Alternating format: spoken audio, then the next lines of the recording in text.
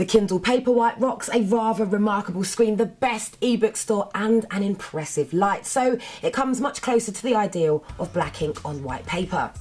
Now, while the Kindle had a recessed screen, the Paperwhite's 1024 by 768 display is now more or less flush with the bezel. Between that and its slightly rough texture, it feels more like flicking through the pages of a paperback than ever. You can just make out a couple of LED hotspots at the bottom of the screen, but the rest of the sharp display enjoys a crisp light that makes reading incredibly easy on the eyes. And adjusting the brightness is simple enough, although an automatic sensor would have been much better. Now, it's no exaggeration to say that the Paperwhite is now more readable than even the best paper books. Swiping the touchscreen to flip pages soon becomes second nature. And while the Kindle's default font is clear enough, you can now choose your own fonts as well, which is a nice touch.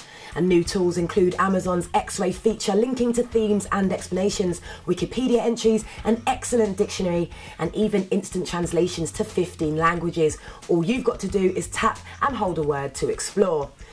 And you can now swipe to highlight sections or make notes. Sharing via Facebook or Twitter is straightforward, and a new time to read feature counts down to the final page based on your average reading rate.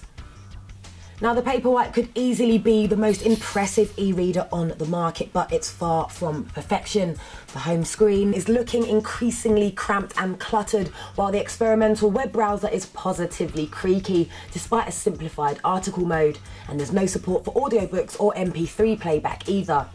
But it's light and solid, and battery life will give you a full day of reading with full LED brightness. Now, the Paperwhite has clearly been designed by readers for readers, delivering the fastest, sharpest, clearest ebook experience of any device on the market, including high-priced tablets.